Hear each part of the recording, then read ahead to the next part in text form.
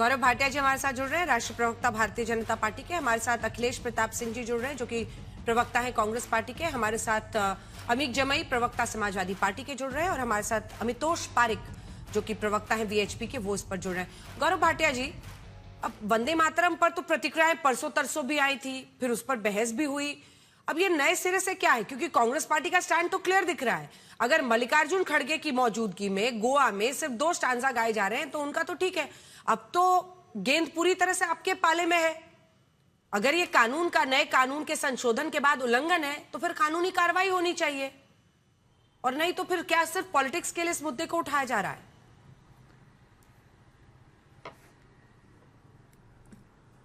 देखिए अंजना जी, सबसे पहले तो हमें यह समझना होगा कि ये कांग्रेस पार्टी पूरी तरह से जिन्ना कांग्रेस है, और जो जिन्ना की मानसिकता थी वही आज राहुल गांधी की मानसिकता है। अमित शाह जी ने आज जो बात कही, क्या ये लाखों शहीदों का अपमान नहीं है जो वंदे मातरम गाते हुए देश के लिए अपने प्राण न्यौछावर कर गए? और क्या ये तुष्टीकरण की राजनीति नहीं है? क्योंकि हमें ये समझना होगा कि क्या चाहते थे जिन्ना। जिन्ना बात करते थे कि मुसलमानों को धर्म के आधार पर आरक्षण मिले, वही बात कांग्रेस पार्टी करती है। आज सवाल क्या ये नहीं पूछा जाएगा, संविधान संविधान संविधान राहुल गांधी कहते हैं। अंजना जी, मेरा पहला सवाल है और मेरे काबिल प्रवक्ता कांग्रेस के अखिलेश जी उत्तर दें। आप ये बताइए, अगर संसद में एक कानून पारित होता है, अनुच्छेद 245 और 246 पढ़ लीजिएगा, और ये कहा जाता है कि आपको वंदे मातरम का सम्मान करना है। ये एक कानून है भारत का। आपको अच्छा लगे ना अच्छा लगे, आप ये कोई नहीं होते कहने वाले कि हम 6 छंद इसके जो है वो नहीं गाएंगे या हम सम्मान नहीं देंगे, क्योंकि ये एक अपराध है। तो पहली बात तो जो शपथ इन्होंने ली है संविधान की रक्षा करने की और संविधान के तहत कार्य करने की, उसका उल्लंघन सोनिया गांधी कर रही है, राहुल गांधी खड़गे जी कर रहे हैं, इमरान मसूद कर रहे हैं।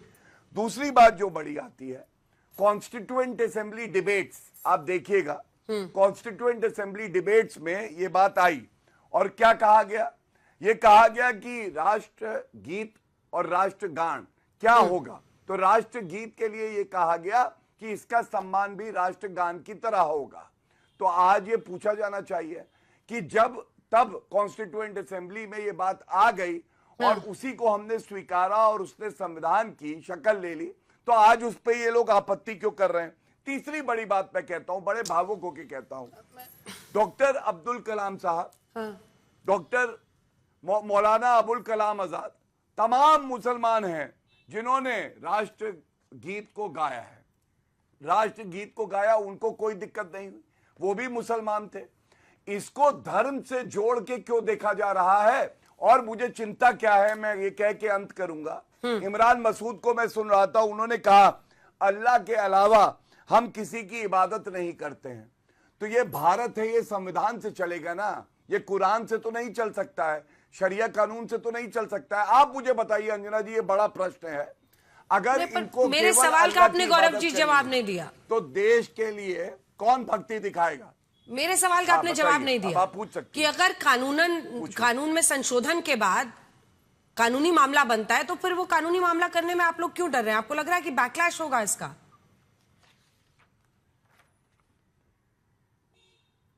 किस बात का बैकलैश होगा? अंजना जी, 15 अगस्त को आपने देखा था क्या हुआ था। सोनिया गांधी कैसे घबरा गई थी कि अगर पूरे वंदे मातरम में वो खड़ी रह जाएंगी तो उनका मुस्लिम वोट बैंक खिसक न जाए, और उन्होंने सम्मान नहीं दिया। और बिल्कुल कानूनी मामला बनता है, इस पे इंक्वायरी चल रही है। चाहे सोनिया गांधी हो चाहे राहुल गांधी हो, कानून से ऊपर, संविधान से ऊपर तो कोई भी नहीं है। ठीक है, और उन पे कार्रवाई अगर हमारे पास सारे साक्ष्य आएंगे जरूर होगी, वो भी आम नागरिक है। अखिलेश जी, वो कह रहे हैं कि कानूनी कार्रवाई भी होगी अगर ऐसे साक्ष्य आते हैं सामने। आपकी पार्टी हालांकि इसको डिनाई कर रही है, कह रही है कि वो कुर्सी मांग रही थी सोनिया जी, लेकिन 1896 कांग्रेस पार्टी के ही ऐसे तमाम दिग्गज नेता जो कि पूर्व अध्यक्ष रह चुके हैं, रहमतुल्लाह सयानी, उन्होंने पूरा कांग्रेस के कलकत्ता अधिवेशन में संपूर्ण वंदे मातरम उन्होंने गाया था सभी स्टांसा के साथ। 1913 नवाब सैयद मोहम्मद बहादुर जो कि पूर्व अध्यक्ष कांग्रेस पार्टी के रह चुके हैं, कराची अधिवेशन में भी उन्होंने आजादी के पहले 13 में गाया था, फिर 18 में गाया था कांग्रेस का बॉम्बे अधिवेशन में सैयद हसन इमाम पूर्व अध्यक्ष ने। फिर मौलाना अबुल कलाम आजाद जो कि पूर्व अध्यक्ष आपकी पार्टी के रहे हैं, उन्होंने 1920 में गाया था। हालांकि मुझे लगता है कि उसके बाद वो अध्यक्ष बने आपकी पार्टी के, लेकिन अनेकों ऐसे नाम हैं, एम.ए. अंसारी हो, और ये कांग्रेस पार्टी के ही सब नेताओं के हम नाम दे रहे हैं, ये लोग आ सकते थे। तो फिर 2026 आते आते इतना परहेज क्यों हो गया है? देखिए अंजना जी, आपने कई उदाहरण दिए, ये सही बात है। कांग्रेस पार्टी वंदे मातरम गाती थी, वंदे मातरम जब गाया जाता था तो लाठियां चलती थी। आपत्ति किसको थी वंदे मातरम से? तब अंग्रेजों को थी, आरएसएस को थी, हिंदू महासभा को था और मुस्लिम लीग को थी। फिर से दोहरा दे रहा हूं, जब कांग्रेस पार्टी जंगे आजादी की लड़ाई लड़ती थी तो वंदे मातरम गीत गाया जाता था, और इस गीत को गाए जाने पे आपत्ति करती थी आरएसएस, हिंदू महासभा, अंग्रेज और मुस्लिम लीग। तब इस देश के लोग लाठियां खाते थे, वंदे मातरम गाने पे गोलियां खाते थे, फांसी के तख्ते चूम लेते थे। तब तो ये अंग्रेजों से यारी करते थे। और आज ये बड़े अपने आप को खैरखा बन रहे हैं।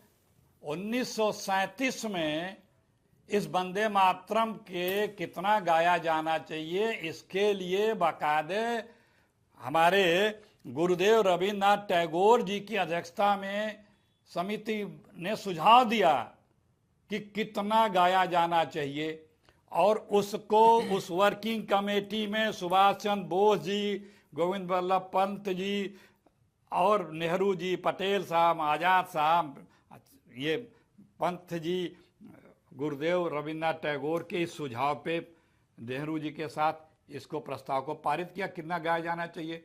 आज ये लोग सुभाष चंद्र बोस और गुरुदेव रविन्द्रनाथ टैगोर की खिलाफत कर रहे हैं, क्योंकि उनके द्वारा सुझाए गए उस गीत को कितना गाया जाना चाहिए वो बात तय हुई थी और उस पर चलते चले आ रहे हैं। भैया पहले तो तुम एक दो काम कर लो, भाजपाइयों आरएसएस वालों, अगर इतना ही वंदे मातरम से प्यार है सच्चे में, तो पहले राष्ट्र से क्षमा मांग लो कि जब पूरा देश गाता था तो तुम लोग कहते थे नहीं गाना, जो अंग्रेजों के साथ थे। इसके लिए पहले राष्ट्र से क्षमा मांग लो कि तुम्हारे पुरखों ने इस वंदे मातरम का जब विरोध किया था, अंग्रेजों से यारी की थी, तो इसके लिए हमें क्षमा कर दिया जाए। और दूसरी बात, ये जो राष्ट्रीय सरेंडर संघ है, सुबह जो गाना अपना गाता है उसके जगह पे वंदे मातरम और जनगणमन गाना शुरू कर दो। आपने भी मेरा जवाब नहीं दिया अखिलेश जी, आपने भी मेरा जवाब नहीं दिया। पूरा जवाब दिया मैंने, क्या सुना? मैं ये मेरा सवाल, ये फिर से पूछ रही हूँ, मेरा सवाल ये है कि जब पहले गाते थे बाद में परहेज क्यों हो गया? 1936 में जो आप बता रहे हैं कुछ स्टैंजा हटाए गए, 35 में कुछ स्टैंजा हटाए गए, वो सबको पता है कि 37 में हटाए गए, वो हटाए गए, वो सबको पता है। लेकिन अब जब कानून सरकार बनाती है, जब कानून नया सरकार बना रही है, तो भाई इस देश में तो उस कानून को मानना होगा ना। अनेकों ऐसे कानून है जिसमें संशोधन हुआ। तो 2026 में, और सुनिए ना, पार्लियामेंट में जो आखिरी दिन था उस दिन भी राहुल जी खड़े थे वहां पर, मणिकम टैगोर थे, सब थे, सबके सामने पूरा गाना गाया गया। अब देखिए, जब ये 37 में जो सबसे इस गीत के सबसे बड़े पुरोधा थे हमारे गुरुदेव रविन्द्रनाथ टैगोर जी, और उनके साथ के लोगों ने सुझाव दिया कि कितना गाया जाना चाहिए, उसको सबने, कांग्रेस ने माना, तो हमने तो उनकी बात मानी। दूसरी बात, आप पहले खेद तो व्यक्त करिए, तब आपका माना जाएगा कि आप नेक नियति से हैं, क्षमा मांगिए राज से। तीसरी बात, यदि आपके पास ताकत है तो आप कोई भी कानून बना लें, तो ये तो नहीं चलेगा ना। लॉ ऑफ जस्टिस होता है, नेचुरल लॉ होता है। अंग्रेज भी तो काला कानून बनाते थे, काला कानून है, नहीं स्वीकारता था देश। ठीक है गौरव जी, एक जवाब दीजिए, फिर मैं अन्य मेहमानों के पास जाऊंगी। हाँ जी, देखिए, आज पहले बीजेपी को राष्ट्र से माफी मांगनी होगी कि जब जंगे आजादी के दौरान वंदे मातरम नहीं गाते थे, हमने बड़ी गलती की, हमें माफ कर दो देशवासियों। और शाखा में ये दोनों गाना गाए, गीत और राष्ट्र। ठीक है, वही पूछ रहे हो अखिलेश जी। वो कह रहे हैं कि जंगे आजादी के वक्त यही गाना नहीं गाने के लिए पहले माफी मांगिए देश से। देखिए, सबसे पहले तो मैं नहीं जानता, इन्होंने हो सकता है इटली में जानकारी ली हो आरएसएस और भाजपा के बारे में।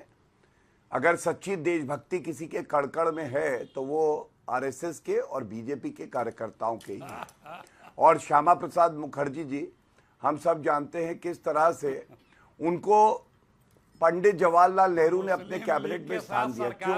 इसीलिए दिया ना कि देशभक्त या जवाहर। बीच में ना बोले, अंजना जी शांत कराइए। बीच में नहीं गुरुजी। शांत अरे अखिलेश बाबू, ओछी हरकतें ना करें।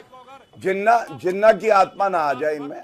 शांत हो जाइए, शांत हो जाइए। जिन्ना शांत हो जाए, जिन्ना शांत। अंजना जी शांत कराइए। अखिलेश जी, घटिया प्रवक्ताओं को फिर मैं कहूंगा मत बुलाया करिए, अच्छा नहीं। फिर देखिए, आप भी अपशब्द मत बोलिए, मैं उनको भी रिक्वेस्ट कर रही हूँ, बीच में मत बोलिए। आप हाथ उठाइए अखिलेश जी, फौरन आएंगे। तो वो बीच में बोल रहे हैं, मैं तो नहीं बोला था उनके बीच में। बोलिए। मैं जल्दी नहीं, मैं अपना समय लेके बात पूरी करूंगा। इन्होंने क्या कहा? इन्होंने कहा देश का कानून है तो क्या? यही तो सोनिया गांधी की मानसिकता है। देश के कानून से मैं ऊपर हूं, मैं सोनिया गांधी इटालियन लेडी हूं। अरे, पहला सवाल है, चुनी हुई सरकार है, संविधान के हिसाब से संसद में कोई भी कानून बना सकती है। उसको संविधान की दृष्टि से सही होना चाहिए, वो शक्ति होनी चाहिए केंद्र सरकार के पास। और दूसरी बात, मूल अधिकारों के विपरीत नहीं होना चाहिए। संविधान पढ़ते तो अखिलेश जी को पता चलता। मेरा सवाल बहुत ही सरल था, मैंने कहा आप बताइए क्यों नहीं पालन करेंगे जब कानून बन गया? क्या ये उनकी शपथ का उल्लंघन नहीं है? इन्होंने कोई जवाब नहीं दिया। और मैं एक बात कहना चाहता हूं, आप अंजना जी इस पे ध्यान दीजिए। इमरान मसूद ने जो कहा है, जो तमाम और कांग्रेस के नेता कह रहे हैं, हम अल्लाह के अलावा किसी की इबादत नहीं करेंगे। मैं आज एक सवाल पूछना चाहता हूं। मान लीजिए कोई इस्लामिक मुल्क है, वहां से हम पे, भारत पे हमला करता है, कहता है अल्लाह अकबर। क्या एक नागरिक के सामने यह सवाल नहीं आएगा कि पहले हमारे लिए राष्ट्र प्रेम है, पहले हमारे लिए भारत माता है, उसके बाद धर्म है? बिल्कुल आएगा। और तभी यहां पे जो कांग्रेसी बैठे हैं, इनको मीर जाफर बुलाया जाता है, क्योंकि पहले ये देश के साथ नहीं खड़े होते। पहले ये अपने तुष्टीकरण की राजनीति करते हुए वोट बैंक के साथ खड़े होते हैं।